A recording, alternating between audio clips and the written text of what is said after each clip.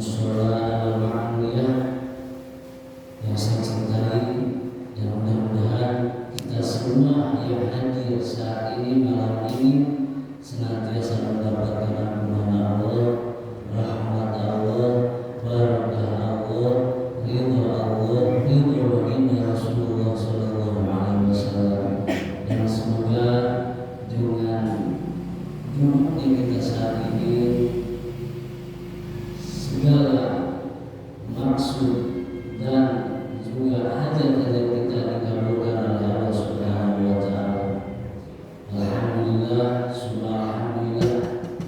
Pada kesempatan malam ini, yaitu di malam Sayyidul Ayyam, pimpinan hari di Jumat, kita masih ditakdirkan oleh Allah diberikan anugerah terbesar oleh Allah, yaitu nikmat iman, Islam, sehat walafiat, tanpa satu apapun di dalam tubuh kita, hingga kita semua saat ini dipanggil oleh Allah Subhanahu wa taala, dipilih oleh Allah Subhanahu wa taala untuk kita duduk di majelis ilmu, untuk kita di sini mengagungkan Allah, di sini kita memuliakan baginda Rasulullah sallallahu alaihi wasallam, dan di sini kita niat menghidupkan agama Allah, yaitu agama Islam, dengan kita menuntut ilmu agamanya Allah Subhanahu wa taala.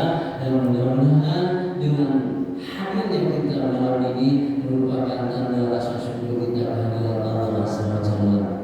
Sahabat terkirim salam semoga senantiasa tercurah bahkan di hari para alam yang hadir di Nabi besar Muhammad sallallahu alaihi wasallam, dan semoga salawat dan salam disampaikan pula kepada para keluarganya, para sahabatnya, para tabi'in, para tabi'in, dan sampai kepada kita selaku umatnya, yang mudah-mudahan kita semua istiqomah dalam hidup dan sunnah baginda Rasul.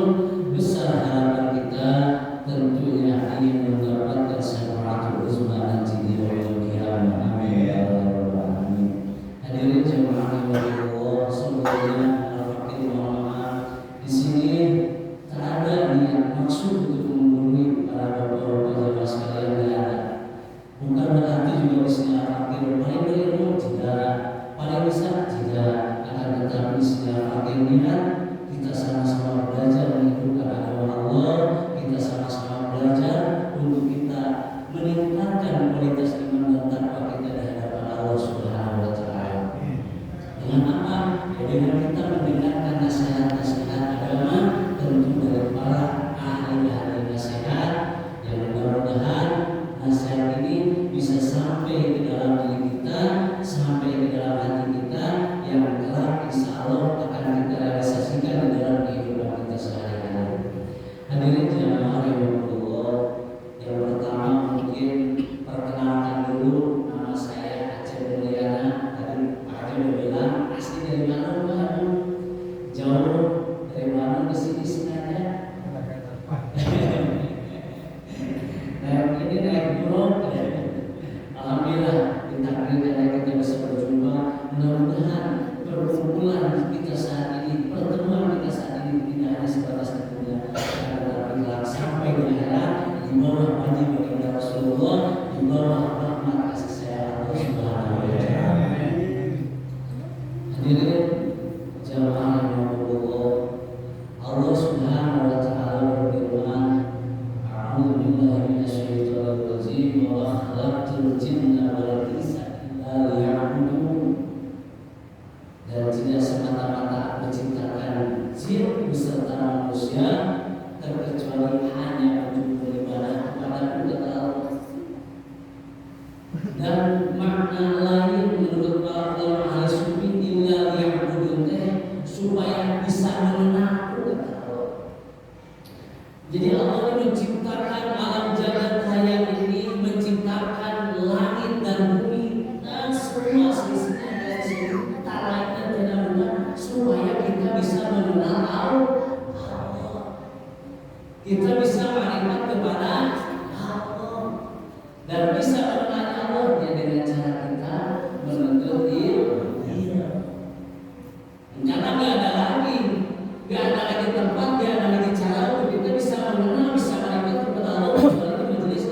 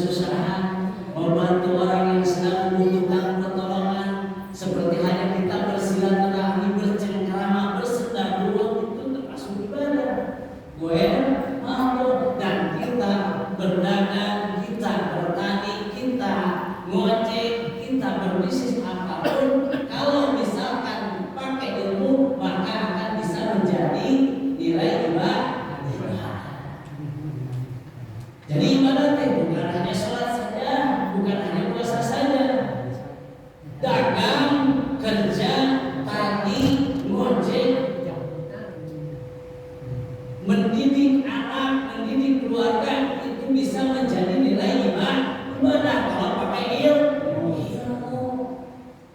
Atau Pak, kalau misalkan ibadah cuma sholat aja, sayang Pak, kita dalam waktu 24 jam lebih banyak kita sholat atau lebih banyak kita kasar, usaha, kerja atau dagang?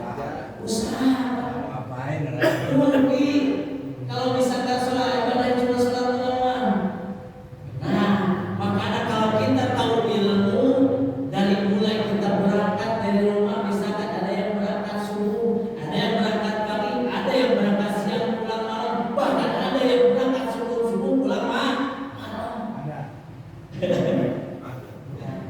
Berangkat masih remang-remang, pulang udah gelap. Bahkan kita nggak tahu perkembangan tubuh anak, kita nggak tahu karena banyak di luar.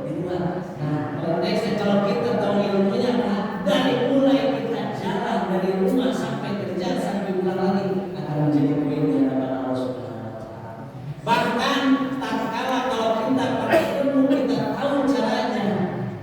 Misalkan kita lagi kerja, kita lagi berjualan, kita lagi tani, kita lagi kerja, kita lagi apa? Ini nggak.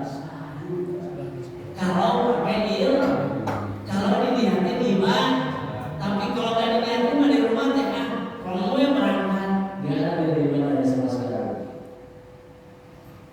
Karena saya berusaha menyampaikan di dalam kitab Zubat Mata Zubat wa kullu man bi ghairi ilmin ya'malu a'maluhu mardudatun la tuqbalu.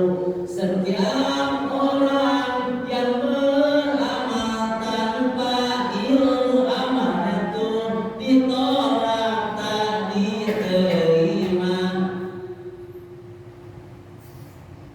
Pak, kalau misalkan kita kerja, kita punya apa, tahu caranya, tahu ilmunya, insya Allah akan jadi ibadah yang besar daripada Allah Subhanahu wa Ta'ala. Bahkan jihad saat ini Pak, bukan mengangkat senapan, bukan mengangkat pistol, bukan mengangkat golok atau bambu. Saat ini jihad saat ini memerangi kemiskinan yang pertama. Yang pertama memerangi kebodohan, yang kedua memerangi kemiskinan. Dengan kita bekerja, dengan kita berdagang, bertani dan mengojek dan lain sebagainya, kita udah jihad apa? Memerangi kemiskinan diri kita, kemiskinan keluarga kita. Niat cara memerangi kejahatan dari mulai berangkatnya kita pasang niat yang baik. Ketika kita sudah persiapan, sudah mulai berangkat, pasang niat, ya Allah, saat ini, detik ini, aku ada di atas takdir-Mu. Aku bekerja, aku berdagang, aku bertani, aku berada di atas takdir-Mu, ya Allah.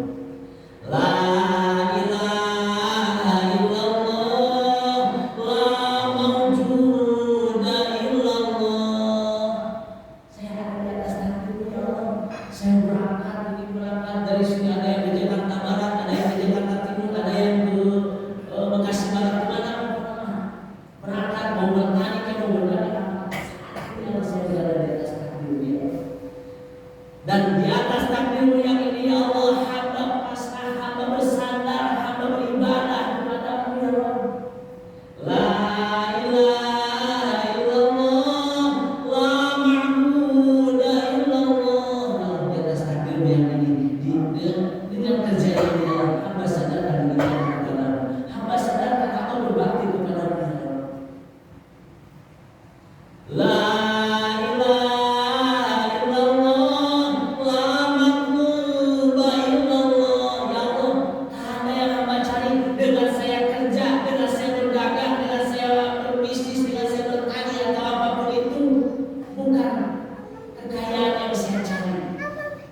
bukan karena saya pengen punya rumah megah, punya mobil yang mewah, tapi semata-mata saya menjalankan ya Allah perintah. Apa perintahnya?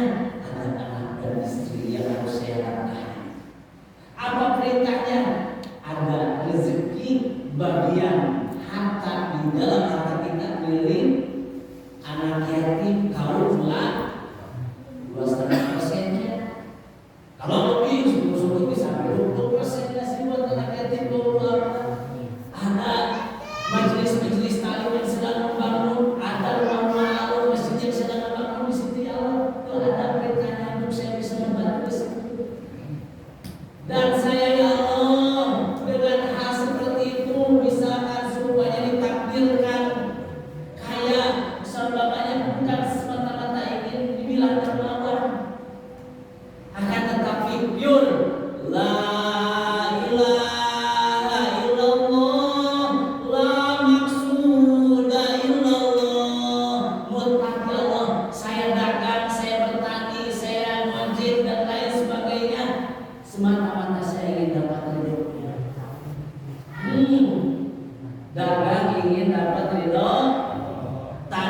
ingin dapat ridho, ngojek ingin dapat ridho, tapi harus pakai ilmu. Nah, jangan kayak dia pengen dapat ridho Allah menjalankan perintah Allah pas dagang tipu. Ari pas di jalan ngelihat ada yang meling-meling ekor, ada beres. Intinya harus langsung cepat di pertama SK-nya berlaku. Ingin dapat ridho. Jadi ridho Allah bukan hanya sebatas dapat untuk kiai doang, bukan untuk santri doang, bukan untuk orang kaya doang. Akan tetapi siapapun itu, semuanya ingin dapat ridho dan semuanya juga berpotensi mendapatkan ridho. Nah, Bismillahirrahmanirrahim. Ya Allah, dengan menyebut nama Allah, hamba berserah diri kehadirat Allah. Hamba berserahkan segala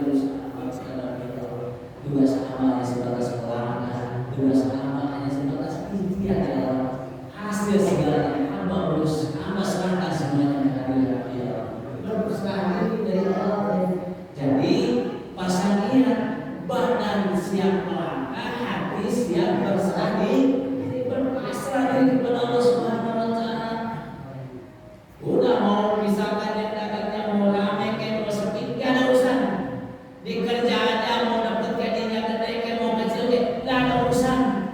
Dari hasilnya mau bikin kaya mau bikin miskin gak ada urusan. Yang penting saya serahkan semuanya kepada Allah Subhanahu wa Ta'ala. Itu akan timbul ketenangan di hati. Maka juga kita asik RT berat segimanapun juga akan terasa ringan. Macet-macet tertiup juga tidak akan merasa kalau dari itu ada yang dilihat hanya Allah. Ya Allah, tentu banyak kekurangan, tentu banyak kesalahan yang hamba perbuat, maka ampuni saya ya Allah. Astagfirullahaladzim wa atubu ilaih. Ya Allah, tentu saya lemah, saya tidak bisa apa-apa. Selamatin saya ya Allah. Tentu dari awal kita sudah niat baik, dari awal kita sudah berserah diri kepada Allah Subhanahu wa Ta'ala. Insya Allah kalau ada seperti itu, maka akan jadi nilai poin di hadapan Allah Subhanahu wa Ta'ala. Intinya ini yang pertama, kita pasang niat, kita niatan kepada Allah Subhanahu wa Ta'ala, semata-mata menjalankan ibadah bakti kepada Allah Subhanahu wa Ta'ala, menjalankan perintah Allah ingin dapat ridho, berserah diri kepada Allah. Dan ayo berserah diri kepada mengakui, merasa bahwa diri kita lemah. Diri kita lemah, tak bisa apa-apa. Bisa berangkat kerja karena diberangkatkan oleh Allah. Bisa berangkat karena diberangkatkan oleh Allah. Pada apapun itu, jadi hati merasa lemah di hadapan Allah, tak bisa apa-apa, menyerahkan segalanya kepada Allah Subhanahu wa Ta'ala yang maha kuat, yang maha gagah, Allah Subhanahu wa Ta'ala.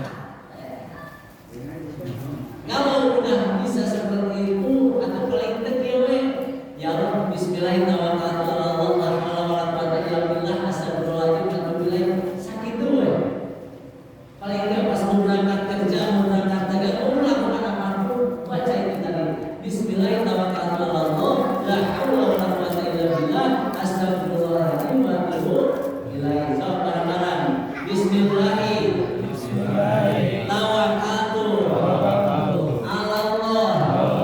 La haula wala quwwata illa billah. Astagfirullahaladzim wa atubu ilaih.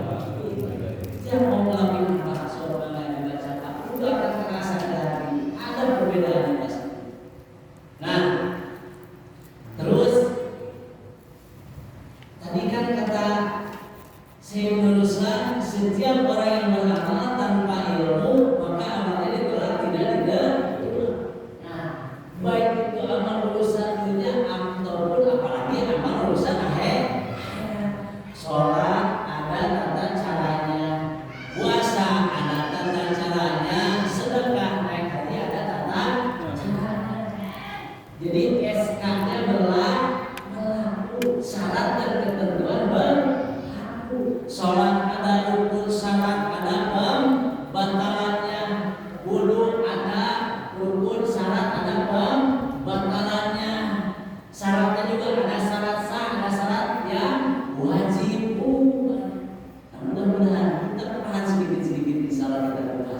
Dan insya Allah materinya kedepannya kita mempelajari bab tentang ilmu fikih dulu untuk bisa kita merapikan tata cara ibadah kita, insya Allah.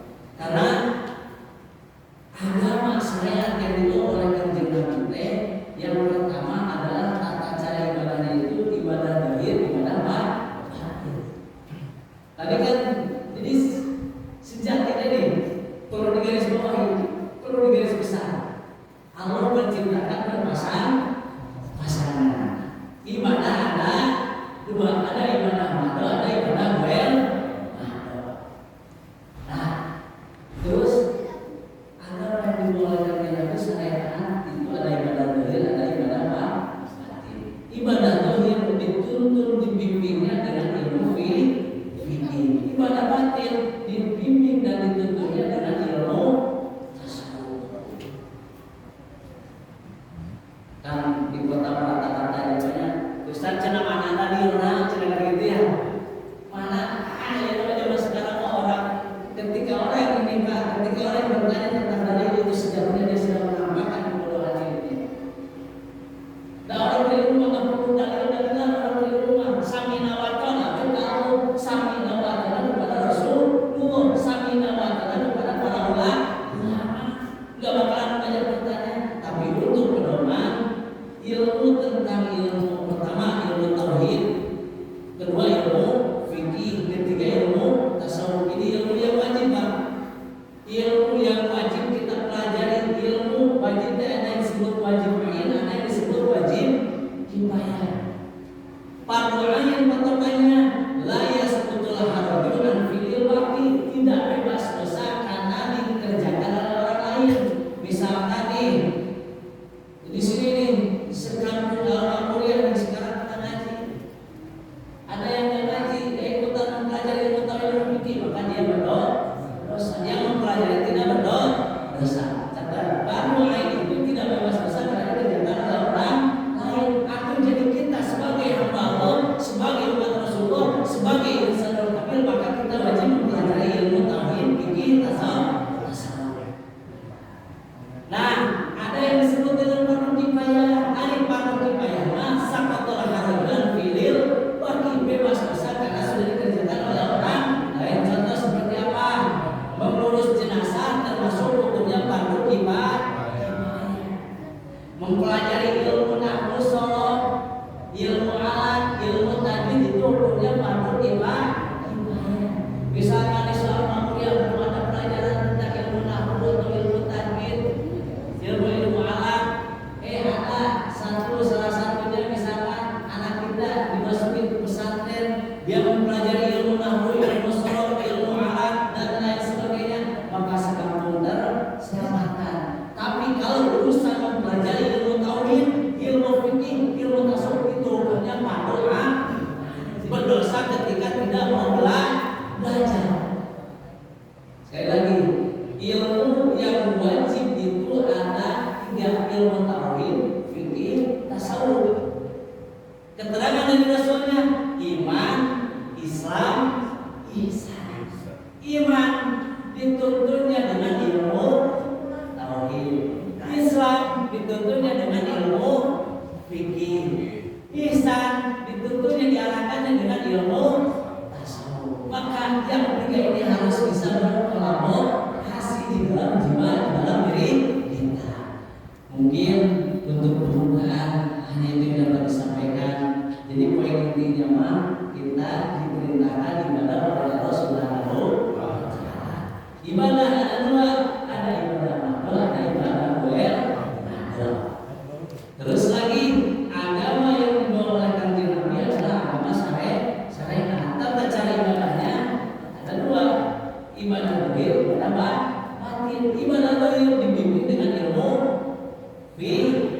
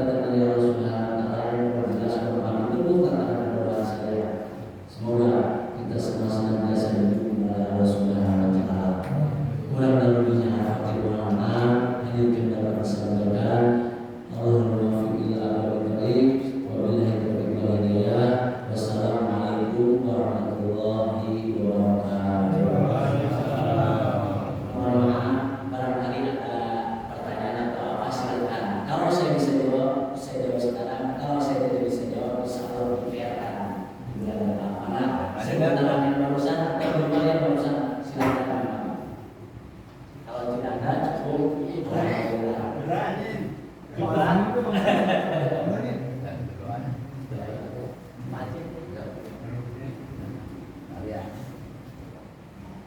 teman sekalian, alhamdulillah berarti tidak ada yang bertanya pada paham semua.